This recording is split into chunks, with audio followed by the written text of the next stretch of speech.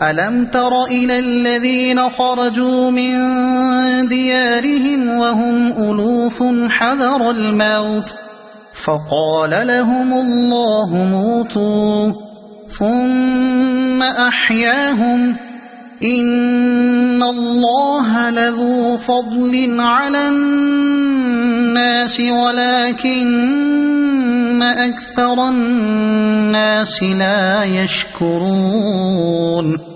تم نے ان لوگوں کے حال پر بھی کچھ غور کیا جو موت کے ڈر سے اپنے گھر بار چھوڑ کر نکلے تھے اور ہزاروں کی تعداد میں تھے؟ اللہ نے ان سے فرمایا مر جاؤ، پھر اس نے ان کو دوبارہ زندگی بخشی۔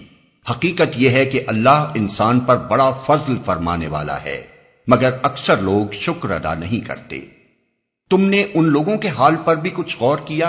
یہاں سے ایک دوسرا سلسلہ تقریر شروع ہوتا ہے جس میں مسلمانوں کو راہ خدا میں جہاد اور مالی قربانیاں کرنے پر ابھارا گیا ہے، اور انہیں ان کمزوریوں سے بچنے کی ہدایت فرمائی گئی ہے جن کی وجہ سے آخر کار بنی اسرائیل زوال و انحطاط سے دوچار ہوئے۔ اس مقام کو سمجھنے کے لیے یہ بات پیش نظر رہنی چاہیے کہ مسلمان اس وقت مکے سے نکالے جا چکے تھے، سال ڈیڑھ سال سے مدینے میں پناہ گزین تھے، اور کفار کے مظالم سے تنگ آ کر خود بار بار مطالبہ کر چکے تھے کہ ہمیں لڑنے کی اجازت دی جائے، مگر جب انہیں لڑائی کا حکم دے دیا گیا تو اب ان میں سے بعض لوگ کسمسا رہے تھے، جیسا کہ 26ویں رکوع کے آخر میں ارشاد ہوا ہے۔ اس لیے یہاں بنی اسرائیل کی تاریخ کے 2 اہم واقعات سے انہیں عبرت دلائی گئی۔ پھر اس نے ان کو دوبارہ زندگی بخشی۔ یہ اشارہ بنی اسرائیل کے واقع خروج کی طرف ہے۔ سورہ مائدہ کے 4 رکوع میں اللہ تعالیٰ نے اس کی تفصیل بیان کی ہے۔ یہ لوگ بہت بڑی تعداد میں مصر سے نکلے تھے، دشت و بیاباں میں بے خانما پھر رہے تھے، خود ایک ٹھکانے کے لیے بےتاب تھے، مگر جب اللہ کے ایما سے حضرت موسیٰ علیہ السلام نے ان کو حکم دیا کہ ظالم کنعانیوں کو ارض فلسطین سے نکال دو اور اس علاقے کو فتح کر لو، تو انہوں نے بزدلی دکھائی اور آگے بڑھنے سے انکار کر دیا۔ آخر کار اللہ نے انہیں 40 سال تک زمین میں سرگردہ پھرنے کے لیے چھوڑ دیا، یہاں تک کہ ان کی ایک نسل ختم ہو گئی اور دوسری نسل صحراؤں کی گود میں پل کر اٹھی۔ تب اللہ تعالیٰ نے انہیں کنعانیوں پر غلبہ عطا کیا۔ معلوم ہوتا ہے کہ اسی معاملے کو موت اور دوبارہ زندگی کے الفاظ سے تعبیر فرمایا گیا ہے۔ وَقَاتِلُوا فِي سَبِيلِ اللَّهِ وَاعْلَمُوا أَنَّ اللَّهَ سَمِيعٌ عَلِيمٌ مَنْ ذَا الَّذِي يُقْرِضُ اللَّهَ قَرْضًا حَسَنًا فَيُضَاعِفَهُ لَهُ أَضْعَافًا كَثِيرَةً وَاللَّهُ يَقْبِضُ وَيَبْسُطُ وَإِلَيْهِ تُرْجَعُونَ۔ مسلمانوں، اللہ کی راہ میں جنگ کرو اور خوب جان لو کہ اللہ سننے والا اور جاننے والا ہے۔ تم میں کون ہے جو اللہ کو قرض حسن دے تاکہ اللہ اسے کئی گنا بڑھا چڑھا کر واپس کرے؟ گھٹانا بھی اللہ کے اختیار میں ہے اور بڑھانا بھی، اور اسی کی طرف تمہیں پلٹ کر جانا ہے۔ تم میں کون ہے جو اللہ کو قرض حسن دے؟ قرض حسن کا لفظی ترجمہ اچھا قرض ہے، اور اس سے مراد ایسا قرض ہے جو خالص نیکی کے جذبے سے بے غرضانہ کسی کو دیا جائے۔ اس طرح جو مال راہ خدا میں خرچ کیا جائے اسے اللہ تعالیٰ اپنے ذمے قرض قرار دیتا ہے اور وعدہ کرتا ہے کہ میں نہ صرف اصل ادا کروں گا بلکہ اس سے کئی گنا زیادہ دوں گا، البتہ شرط یہ ہے کہ وہ ہو قرض حسن، یعنی اپنی کسی نفسانی غرض کے لیے نہ دیا جائے بلکہ محض اللہ کی خاطر ان کاموں میں صرف کیا جائے جن کو وہ پسند کرتا ہے۔ أَلَمْ تَرَ إِلَى الْمَلَإِ مِنْ بَنِي إِسْرَائِيلَ مِنْ بَعْدِ مُوسَى إِذْ قَالُوا لِنَبِيٍّ لَهُمُ ابْعَثْ لَنَا مَلِكًا نُقَاتِلْ فِي سَبِيلِ اللَّهِ قال هل عسيتم إن كتب عليكم القتال ألا تقاتلوا قالوا وما لنا ألا نقاتل في سبيل الله وقد أخرجنا من ديارنا وأبنائنا فلما كتب عليهم القتال تولوا إلا قليلا منهم والله عليم بالظالمين۔ پھر تم نے اس معاملے پر بھی غور کیا جو موسیٰ کے بعد سرداران بنی اسرائیل کو پیش آیا تھا؟ انہوں نے اپنے نبی سے کہا ہمارے لیے ایک بادشاہ مقرر کر دو تاکہ ہم اللہ کی راہ میں جنگ کریں۔ نبی نے پوچھا کہیں ایسا تو نہ ہوگا کہ تم کو لڑائی کا حکم دیا جائے اور پھر تم نہ لڑو؟ وہ کہنے لگے بھلا یہ کیسے ہو سکتا ہے کہ ہم راہ خدا میں نہ لڑیں جبکہ ہمیں اپنے گھروں سے نکال دیا گیا ہے اور ہمارے بال بچے ہم سے جدا کر دیے گئے ہیں۔ مگر جب ان کو جنگ کا حکم دیا گیا تو ایک قلیل تعداد کے سوا وہ سب پیٹھ موڑ گئے، اور اللہ ان میں سے ایک ایک ظالم کو جانتا ہے۔ اللہ کی راہ میں جنگ کریں۔ یہ تقریباً 1000 برس قبل مسیح کا واقعہ ہے۔ اس وقت بنی اسرائیل پر عمالقہ چیرہ دست ہو گئے تھے اور انہوں نے اسرائیلیوں سے فلسطین کے اکثر علاقے چھین لیے تھے۔ سموئیل نبی اس زمانے میں بنی اسرائیل کے درمیان حکومت کرتے تھے، مگر وہ بہت بوڑھے ہو چکے، اس لیے سرداران بنی اسرائیل نے ضرورت محسوس کی کہ کوئی اور شخص ان کا سربراہ کار ہو جس کی قیادت میں وہ جنگ کر سکیں۔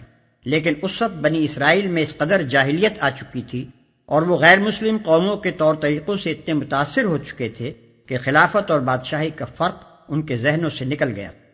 اس لیے انہوں نے درخواست جو کی وہ خلیفہ کے تقرر کی نہیں بلکہ ایک بادشاہ کے تقرر کی تھی۔ اس سلسلے میں بائبل کی کتاب سموئیل اول میں جو تفصیلات بیان ہوئی ہیں وہ حسب ذیل ہیں۔ سموئیل زندگی بھر اسرائیلیوں کی عدالت کرتا رہا۔ تب سب اسرائیلی بزرگ جمع ہو کر راما میں سموئیل کے پاس آئے اور اس سے کہنے لگے دیکھ تو ضعیف ہے اور تیرے بیٹے تیری راہ پر نہیں چلتے، اب تو کسی کو ہمارا بادشاہ مقرر کر دے جو اور قوموں کی طرح ہماری عدالت کرے۔ یہ بات سموئیل کو بری لگی اور سموئیل نے خداوند سے دعا کی، اور خداوند نے سموئیل سے کہا کہ جو کچھ یہ لوگ تجھ سے کہتے ہیں تو اس کو مان، کیونکہ انہوں نے تیری نہیں بلکہ میری حقارت کی ہے کہ میں ان کا بادشاہ نہ رہوں۔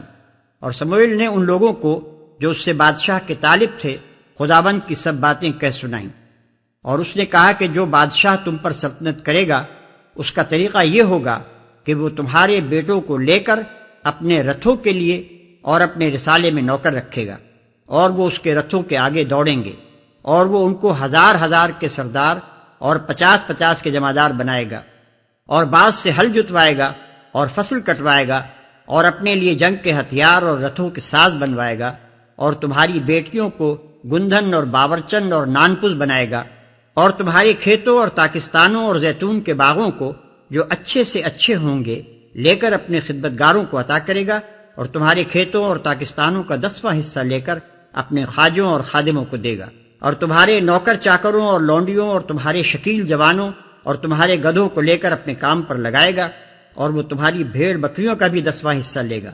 سو تم اس کے غلام بن جاؤ گے، اور تم اس دن اس بادشاہ کے سبب سے جسے تم نے اپنے لیے چنا ہوگا فریاد کرو گے، پر اس دن خداوند تم کو جواب نہ دے گا۔ تو بھی لوگوں نے سموئیل کی بات نہ سنی اور کہنے لگے نہیں، ہم تو بادشاہ چاہتے ہیں جو ہمارے اوپر ہو تاکہ ہم بھی اور قوموں کے مانند ہوں، اور ہمارا بادشاہ ہماری عدالت کرے اور ہمارے آگے آگے چلے اور ہماری طرف سے لڑائی کرے۔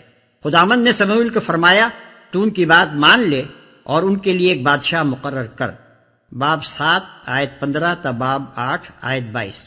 پھر سموئیل لوگوں سے کہنے لگا جب تم نے دیکھا کہ بنی امون کا بادشاہ ناحس تم پر چڑھ آیا، تم نے مجھ سے کہا کہ ہم پر کوئی بادشاہ سلطنت کرے، حالانکہ خداوند تمہارا خدا تمہارا بادشاہ تھا۔ سو اب اس بادشاہ کو دیکھو جسے تم نے چن لیا اور جس کے لیے تم نے درخواست کی تھی، دیکھو خداوند نے تم پر بادشاہ مقرر کر دیا ہے۔ اگر تم خداوند سے ڈرتے اور اس کی پرستش کرتے اور اس کی بات مانتے رہو اور خداوند کے حکم سے سرکشی نہ کرو، اور تم اور وہ بادشاہ بھی جو تم پر سلطنت کرتا ہے خداوند اپنے خدا کے پیرو بنے رہو تو خیر، پر اگر تم خداوند کی بات نہ مانو بلکہ خداوند کے حکم سے سرکشی کرو تو خداوند کا ہاتھ تمہارے خلاف ہوگا جیسے وہ تمہارے باپ دادا کے خلاف ہوتا تھا، اور تم جان لوگے اور دیکھ بھی لوگے کہ تم نے خداوند کے حضور اپنے لیے بادشاہ مانگنے سے کتنی بڑی شرارت کی۔ اب رہا میں، سو خدا نہ کرے کہ تمہارے لیے دعا کرنے سے بعد آ کر خداوند کا گناہ گار ٹھہروں، بلکہ میں وہی راہ جو اچھی اور سیدھی ہے تم کو بتاؤں گا۔ کتاب سموئیل کی ان تصریحات سے یہ بات واضح ہو جاتی ہے کہ بادشاہت کے قیام کا یہ مطالبہ اللہ اور اس کے نبی کو پسند نہ تھا۔ اب رہا یہ سوال کہ قرآن مجید میں اس مقام پر سرداران بنی اسرائیل کے اس مطالبے کی مذمت کیوں نہیں کی گئی، تو اس کا جواب یہ ہے کہ اللہ تعالیٰ نے یہاں اس قصے کا ذکر جس غرض کے لیے کیا ہے اس سے یہ مسئلہ غیر متعلق ہے کہ ان کا مطالبہ صحیح تھا یا نہ تھا۔ یہاں تو یہ بتانا مقصود ہے کہ بنی اسرائیل کس قدر بزدل ہو گئے تھے اور ان میں کس قدر نفسانیت آ گئی تھی اور ان کے اندر اخلاقی انضباط کی کتنی کمی تھی، جس کے سبب سے آخر کار وہ گر گئے۔ اور اس ذکر کی غرض یہ ہے کہ مسلمان اس سے عبرت حاصل کریں اور اپنے اندر یہ کمزوریاں پرورش نہ کریں۔ وقال لهم نبيهم إن الله قد بعث لكم طالوت ملكا قالوا أنا يكون له الملك علينا ونحن أحق بالملك منه ولم يؤت سعة من المال قال إن الله اصطفاه عليكم وزاده بسطة في العلم والجسم والله يؤتي ملكه من يشاء والله واسع عليم۔ ان کے نبی نے ان سے کہا کہ اللہ نے طالوت کو تمہارے لیے بادشاہ مقرر کیا ہے۔ یہ سن کر وہ بولے، ہم پر بادشاہ بننے کا وہ کیسے حقدار ہو گیا؟ اس کے مقابلے میں بادشاہی کے ہم زیادہ مستحق ہیں، وہ تو کوئی بڑا مالدار آدمی نہیں ہے۔ نبی نے جواب دیا، اللہ نے تمہارے مقابلے میں اسی کو منتخب کیا ہے اور اس کو دماغی اور جسمانی دونوں قسم کی اہلیتیں فراوانی کے ساتھ عطا فرمائی ہیں، اور اللہ کو اختیار ہے کہ اپنا ملک جسے چاہے دے۔ اللہ بڑی وسعت رکھتا ہے اور سب کچھ اس کے علم میں ہے۔ طالوت بائبل میں اس کا نام ساؤل لکھا ہے۔ یہ قبیلہ بنی یمین کا ایک 30 سالہ نوجوان تھا۔ بنی اسرائیل میں اس سے خوبصورت کوئی شخص نہ تھا اور ایسا قداور تھا کہ لوگ اس کے کندھے تک آتے تھے۔ اپنے باپ کے گمشدہ گدھے ڈھونڈنے نکلا تھا۔ راستے میں جب سموئیل نبی کی قیامگاہ کے قریب پہنچا تو اللہ تعالیٰ نے نبی کو اشارہ کیا کہ یہی شخص ہے جس کو ہم نے بنی اسرائیل کی بادشاہی کے لیے منتخب کیا ہے۔ چنانچہ سموئیل نبی اسے اپنے گھر لائے، تیل کی کپی لے کر اس کے سر پر انڈیلی اور اسے چوما اور کہا کہ خداوند نے تجھے مسح کیا تاکہ تو اس کی میراث کا پیشوا ہو۔ اس کے بعد انہوں نے بنی اسرائیل کا اجتماع عام کر کے اس کی بادشاہی کا اعلان کیا۔ سموئیل باب 9 و 10۔ یہ بنی اسرائیل میں دوسرا شخص تھا جس کو خدا کے حکم سے مسح کر کے پیشوائی کے منصب پر مقرر کیا گیا۔ اس سے پہلے حضرت ہارون علیہ السلام سردار کاہن چیف پریسٹ کی حیثیت سے مسح کیے گئے تھے۔ اس کے بعد تیسرے ممسوح یا مسیح حضرت داؤد علیہ السلام ہوئے اور چوتھے مسیح حضرت عیسیٰ علیہ السلام۔ لیکن طالوت کے متعلق ایسی کوئی تصریح قرآن یا حدیث میں نہیں ہے کہ وہ نبوت کے منصب پر بھی سرفراز ہوا تھا۔ محض بادشاہی کے لیے نامزد کیا جانا اس بات کے لیے کافی نہیں ہے کہ اسے نبی تسلیم کیا جائے۔ وقال لهم نبيهم إن آية ملكه أن يأتيكم التابوت فيه سكينة من ربكم وبقية مما ترك آل موسى وآل هارون تحمله الملائكة إن في ذلك لآية لكم إن كنتم مؤمنين۔ اس کے ساتھ ان کے نبی نے ان کو یہ بھی بتایا کہ خدا کی طرف سے اس کے بادشاہ مقرر ہونے کی علامت یہ ہے کہ اس کے عہد میں وہ صندوق تمہیں واپس مل جائے گا جس میں تمہارے رب کی طرف سے تمہارے لیے سکون قلب کا سامان ہے، جس میں آل موسیٰ اور آل ہارون کے چھوڑے ہوئے تبرکات ہیں اور جس کو اس وقت فرشتے سنبھالے ہوئے ہیں۔ اگر تم مومن ہو تو یہ تمہارے لیے بہت بڑی نشانی ہے، جس کو اس وقت فرشتے سنبھالے ہوئے ہیں۔ بائبل کا بیان اس باب میں قرآن سے کسی حد تک مختلف ہے، تاہم اس سے اصل واقعے کی تفصیلات پر کافی روشنی پڑتی ہے۔ اس سے معلوم ہوتا ہے کہ یہ صندوق جسے بنی اسرائیل اصطلاحاً عہد کا صندوق کہتے تھے، ایک لڑائی کے موقع پر فلسطی مشرکین نے بنی اسرائیل سے چھین لیا تھا، لیکن یہ مشرکین کے جس شہر اور جس بستی میں رکھا گیا وہاں وبائیں پھوٹ پڑیں۔ آخر کار انہوں نے خوف کے مارے اسے ایک بیل گاڑی پر رکھ کر گاڑی کو ہانک دیا۔ غالباً اسی معاملے کی طرف قرآن ان الفاظ میں اشارہ کرتا ہے کہ اس وقت وہ صندوق فرشتوں کی حفاظت میں تھا، کیونکہ وہ گاڑی بغیر کسی گاڑی بان کے ہاتھ دی گئی تھی، اور اللہ کے حکم سے یہ فرشتوں ہی کا کام تھا کہ وہ اسے چلا کر بنی اسرائیل کی طرف لے آئے۔ رہا یہ ارشاد کہ صندوق میں تمہارے لیے سکون قلب کا سامان ہے، تو بائبل کے بیان سے اس کی حقیقت یہ معلوم ہوتی ہے کہ بنی اسرائیل اس کو بڑا متبرک اور اپنے لیے فتح و نصرت کا نشان سمجھتے تھے۔ جب وہ ان کے ہاتھ سے نکل گیا تو پوری قوم کی ہمت ٹوٹ گئی، اور ہر اسرائیلی یہ خیال کرنے لگا کہ خدا کی رحمت ہم سے پھر گئی ہے اور اب ہمارے برے دن آ گئے ہیں۔ پس اس صندوق کا واپس آنا اس قوم کے لیے بڑی تقویت قلب کا موجب تھا، اور یہ ایک ایسا ذریعہ تھا جس سے ان کی ٹوٹی ہوئی ہمتیں پھر بن سکتی تھی۔